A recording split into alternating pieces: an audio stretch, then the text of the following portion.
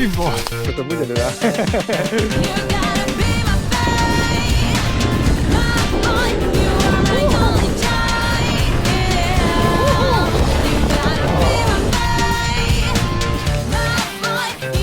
To je blázen. Čaute, sme v Trenčíne a ako vidíte som tu so Stanom Chorvátom z Cykloshopu. Čaute. Vymyslel som si takú vec na Stana, že pôjdeme a poviem to rovno hneď takto na začiatok, ideme na etapák, na Alpen Tour, ktorý sa koná v Rakúsku. Je to etapák, ktorý je taký, by som povedal možno z tých kratších, že sú to 4 etapy a koná sa tak na jednom mieste, takže sa dá tak, je to taký dobrý etapák na možno vyskúšanie a to je vlastne môj cieľ. Stana som oslovil preto, lebo trochu som sa bál ísť sám na etapák a vravím si, že možno ideál by bola nejaká dvojica, takže som to takto vymyslel a teraz som tu v Trenčíne, ideme sa spolu povoziť tu po týchto pekných výhľadoch a Stano mi ukáže aj nejaké trailíky a pokecáme teda, že ako na tom etapáku to vymyslíme a ako sa to robí. Ja som nikdy na etapáku nebol, Stano je skúsený, bol na jednom. takže tie skúsenosti predá mne a niečo dáme aj do videa. A ešte taká jedna vec, ktorá tu bude, že pojazdím si na Stanovom bajku. Stano má takúto brutálnu mašinu. Je to Scott Spark Evo RC World Cup. Hej, brutálna mašina, najlepšie asi, čo od Scottu môžete mať na takéto pretekanie. A zatiaľ prvé dojmy sú výborné a uvidíme teda, otestujem to v nejakých trailíkoch a uvidíme, že čo to je za stroj.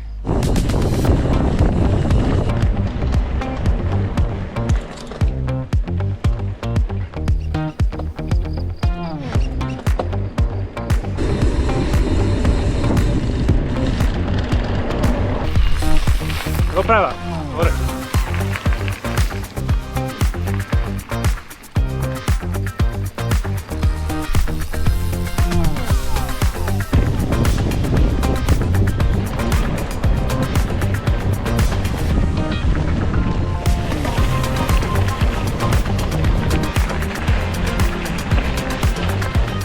Dobre, dávame krátku pauzu a ideme si teda povedať, že kam ideme. Stano, povedz, že kde ma vedieš teraz, na aké miesto?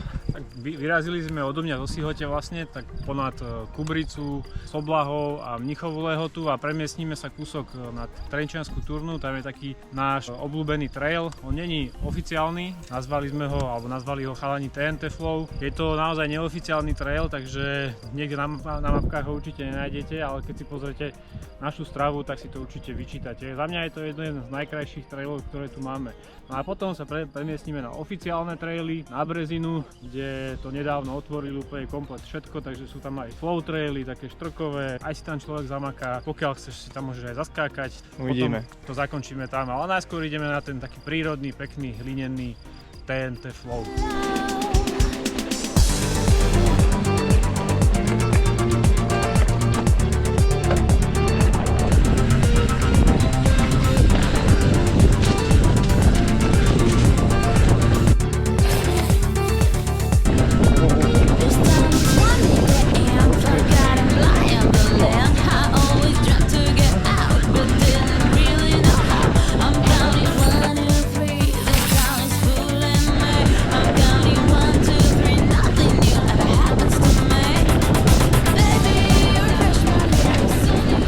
Fajný trailík, oplatí sa sem spraviť takú zachádzku, kľudne si to aj 2-3 krát potočiť, super, fakt pekné.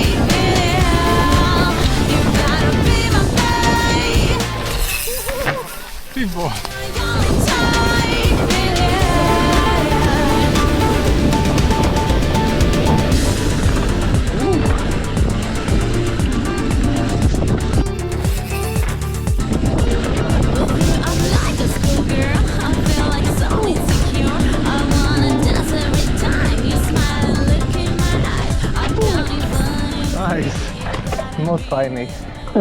No poviem niečo o tom etapáku, že čo to je zač, že čo nás vlastne čaká a dám nejaké parametre. Mám tu popísané. Takže prvá etapa má vlastne 60 km, ale má 2130 prevýšenie, takže celkom výdatne nastúpame hneď prvý deň. Druhá má 70 km a má 2760. Teraz... To už je lepšie. Druhá bude taká celkom náročná. A tretia je 59 km a 2580 nastúpaný. Takže to je akože na 60 km. Dosť dobré parametre. To budú dobré stojky, no. Ty si mal vlastne kedy, po ktorej etape si mal najväčšiu krízu, keď si šiel tam na Trilogy? To mali opačne, ty si ešte nepovedal, že štvrtá etapa bude časovka do kopca, kde bude len 1200 výškových. Len. A akože myslím, že len do kopca pôjdeme. My sme to mali na Trilogy opačne. My sme vlastne prvý deň išli časovku, ktorá bola zároveň aj technická, čiže nie len bomby, ale akože 40 minút šrod aj dole kopcom, aj hore kopcom. No a potom vlastne 3 dní po sebe boli niečo takéto, že 2500, 2700, proste vždy okolo 4,5 hodiny až 5 hodín. No a akože najlepšia časť toho celého etapaku proste bol ten posledný deň, pretože už telo bolo také rozbehnuté, ale ja keď som ráno išiel vlastne na ten štart, ja som býval nejaké 3 km odtiaľ cez taký malý brdok a ja som ani cez ten brdok nevedel vyšlapať. Proste. Ja som myslel, že tam zomrem, ale práve tá tretia etapa bola úplne najlepšia. Najlepšie sa mi išlo, najlepšie vaty som mal a ešte som sa aj najlepšie umiestnil. Proste. Takže jasné. To telo sa tak rozbiehalo a už nakoniec si na ten štvrtý deň na to zvyklo a ja som mal ten najlepší deň. Hej. Ten najhorší bol ten druhý, no, tá prvá veľká etapa. Jasné. Lebo tam človek nechce ísť ani rýchlo. Chce si to aj užiť a nie sa rozbiť, pretože ešte vie, že 2 dní ho čakajú proste bomby. Jasné, chápem. No u nás má tá štvrtá, posledná, má 11 km a 1100 nastúpaných. Čiže to je vlastne úplne opačne, ako som myslel. Ja si myslím, že tuto zomreme proste. Toto bude celkom... to je zaujímavé, naša časovka je na záver, ale však také, to bude taký Tour de France štýl. Hej. A jedna výhoda, čo majú takéto etapaky, že ty musíš proste stále žrať. Takže ja veľmi rád jem. Tak to budú hody, hej? Hej, no akože to prídeš do cieľa. Ja som to robil tak, že ja som prišiel do cieľa, dal som si akože na ubytko 2 km vyjazdiť, dal som si regener, zase som išiel na štart a tam som sa akože najedol normálne toho, čo tam vždycky bolo. No a potom sprcha a tak ďalej a potom zase ješ do večera, ideš spať a ráno zase to ísť. A tam boli aj nejaké bufety, alebo ako to tam bolo? Normálne klasické zabezpečenie, čiže 4-5 bufetov. Jasne. Ja si myslím, že v Rakúsku tu budú mať hody proste tam, ja sa tam idem najesť. nejaké šnicle nás tam budú čakať určite. Ako sa dá na také niečo pripraviť, na taký etapák? Lebo ja som sa nikdy na to nepripravoval, že či iba jazdiť, alebo sa dá aj nejako to možno nasimulovať, alebo... Čo ja viem, akože obidvaja jazdíme každý deň, čiže tu záťaž nejako vieme proste si to rozložiť. Proste my jazdíme každý deň 10-15 hodín, neviem ako to mávaš ty, ja to mávam na hodiny, ja nepozerám kilometre. To isté, hodiny. Tiež pýtajú sa ma, že koľko kilometrov a ja nikdy neviem. Ja tiež, akože ja si pozriem na konci týždňa hodiny a keď mám medzi 10 a 15, tak som akože spokojný.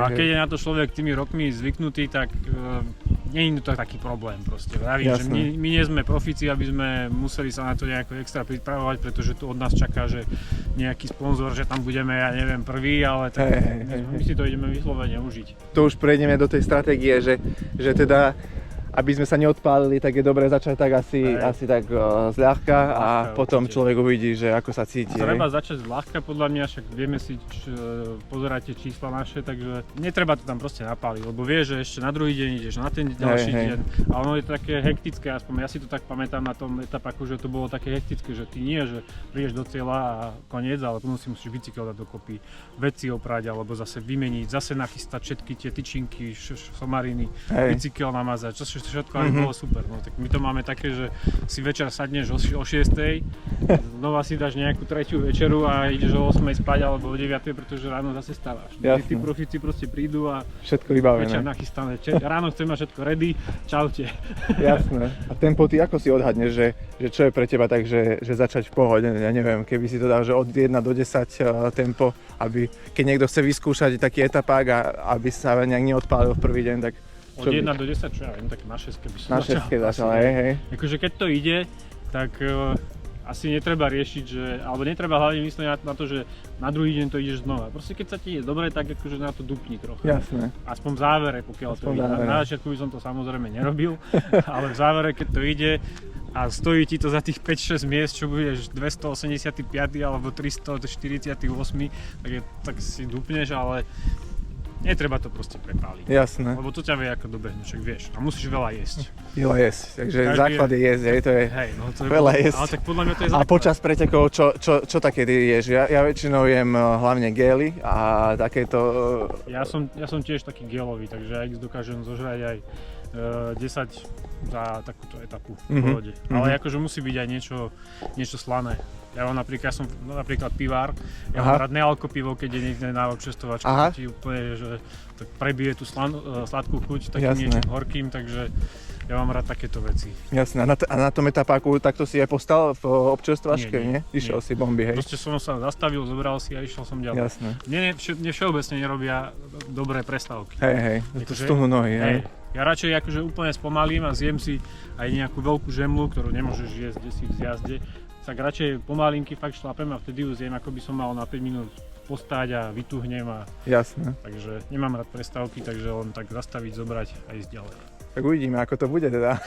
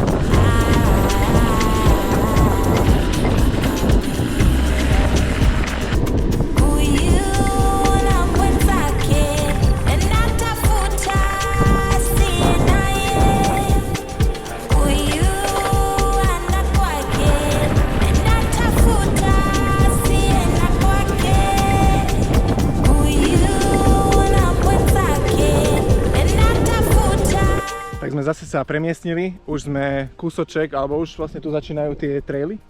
Boli sme nad Turnou na TNTFov, čiže to bol taký ten môj obľúbený trail, čo na to hovoríš, ja chcem hlavne vidieť. Aha, no super, akože mne sa to veľmi páčilo, veľmi také prírodné, boli tam aj také dorobené klopenky, ale také veľmi jemné a bolo to také hrabané, pekné hopíky, super, akože veľmi taký zábavný, také mám presne rád, také XC-čkové, rýchle. Tak, ja to mám v podstate úplne najradšej zo všetkého, čo tu máme, pretože je to také hlinené, ja mám rád taký ten hlinený podklad, občas nejaký malý skok, ja neviem lietať, tam lietal 2 metre do vzduchu skoro. Trošku viac ako som chcel. No, takže za mňa akože jedna z najkrajších vecí, čo tu široko ďaleko máme, keď tak si to pozrite u nás na Strave, aby ste tam trafili, je to neoficiálne. No ale teraz ideme na Trenčín do lesoparku Brezina a tu už sú oficiálne traily, ktoré vybudovali chalani z Diva združenie. Teraz pár dní dozadu mali otváračku, takže všetko už je ako legálne, otvorené, takže ideme sa tam povoziť. Sú tam aj také klesavé traily, ale sú tam aj také makačky. Väčšinou to je široký trail, šutrový, takže štrkový, ktorý sa dá jazdiť aj keď je mokro.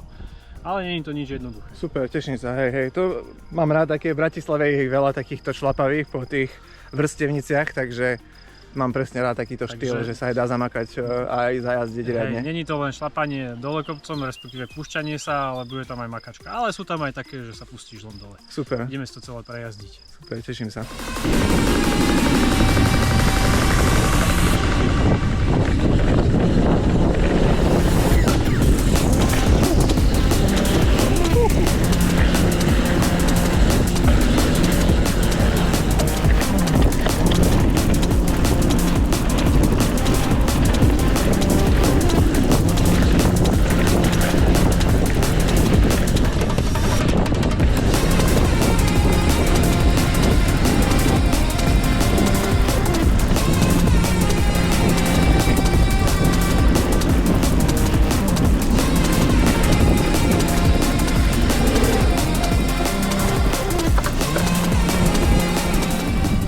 Veľmi pekný trail, stanul do toho aj dupol, keď sa dalo, takže sme šli riadnym tempom. Veľmi sa mi to páčilo a okolo celej Breziny sú takéto vlastne povrstevníci, hore-dole, takéto singláčiky.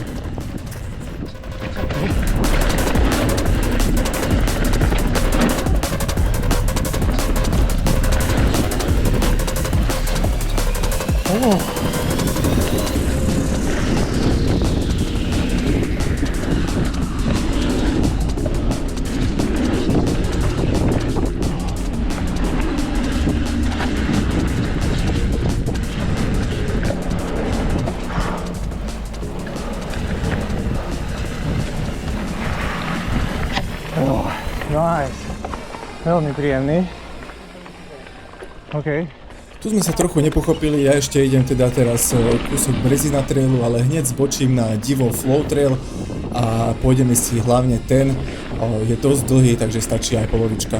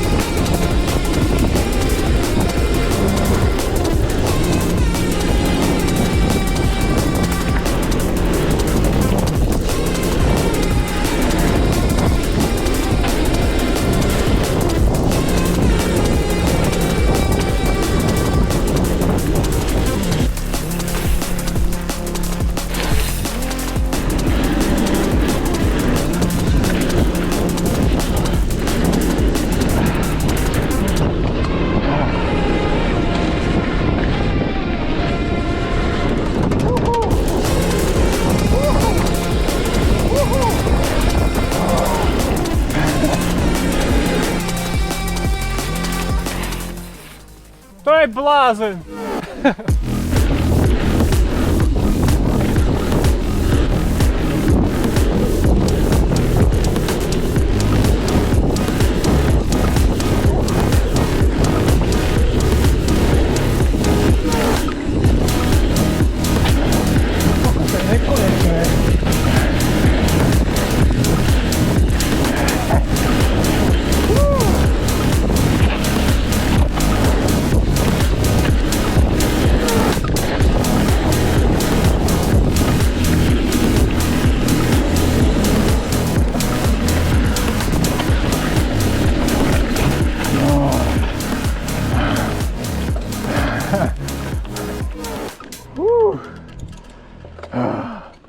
No takže máme koniec výletu. Na záver sme si dali tieto brutálne pekné traily. Krásne tu chalani vystavali.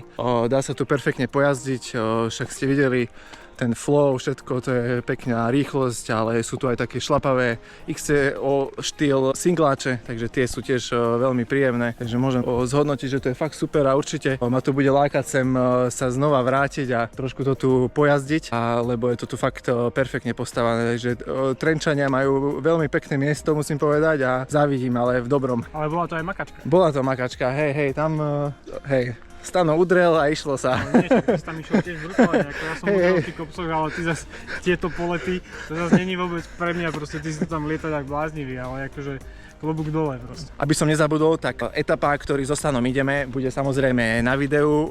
Budeme každú etapu mať jedno video. Jedno bude na kanáli Cykloshop a druhé bude na kanáli mojom Prepnutý biker. Prvá etapa bude na Cykloshop kanáli, takže tam môžete očakávať prvý nejaký výstup a následne potom sa to na preskačku spraví. Takže sledujte, bude to nejaký mesiac, sa mi zdá necelý už sa to blíži, takže tak nejak môžete očakávať aj tie videjka, že sa začnú chrliť. Čo hovoríš na ten bicykel? No bike je paráda, no super, však aj sa poskákať dá, aj sa zamakať dá, váži to nejakých niečo cez 10 kg vraj, takže skoro som aj necítil, že na niečom jazdím Super, fakt, dobrý stroj. Není čo vytknúť, v podstate je tam úplná mašina, všetko je tam najnovšie, sú tu senzory ešte aj na tlak v plášťoch, čo som ani nevedel, že existuje, hej, takže úplný high-end. A keby si to porovnal akože takým tým klasickým XC-čkom, že máš stovky zdvih a toto už som 100. Hej, môžem to porovnať aj s tým mojím, tak môj je taký klasický, on je trošku strmší, ten hlavový uhol, že taký tradičnejší pretekársky. Toto už je taký, sa to volá, že down country. Robí to aj Canyon, ale tieto Scott vlastne to je ich základný, hej, pretekársky, že už idú proste bomby. Tak oni sú modernejší, majú aj tú fly attendant, takže Scott je veľmi taký novinkársky, takže to sa mi veľmi páči, že to takto stiahli tú váhu na 10 kg s 120-kami, to je brutálne. A môžem povedať, že dobre sa na tom jazdí, je to lepšie, ten hlavový uhol, keď už je trošku posunutý, už to vie veľa pomôcť v takých tých žlabíkoch a aj pri výšlapoch hore, že človek vie prebehnúť cez niečo. Ja na mojom mám veľakrát problém a ja som už naučený tak trhať tým bicyklom, že už to mám tak naučené, ale chvíľu mi trvalo, kým som si na ten svoj zvykol. Tuto to išlo veľmi rýchlo, som si zvykal, takže môžem povedať, že to je určite lepšie, tá geometria, toto je, z môjho pohľadu je to lepšie a teraz mám chuťky si kúpiť nový bicykel. takže tak no, budem teraz scrollovať. Keby si chcel, budú na predaj, alebo niekto z divákov, určite obidva pôjdu na predaj čoskoro. Jasné. Keď tak napíšte. Dobre, tak rýchlo, lebo možno si to rozmyslím, kým sa to zostriha. A ešte zhrniem, že čo sme dneska najazdili, takže dneska sme mali nejakých 56 a niečo kilometrov, nejakých 1200 výškových, takže sme si dali taký pekný pojazd a možno aj nejaký tip na výlet by to mohol byť už aj, takže veľa v jednom. Chceš niečo povedať? Dojdite na Brzinu pojazdiť. Super, tak díky, sleduj, daj odber, koment, like a vidíme sa v ďalšom videu na etapáku. Čaute. Čaute.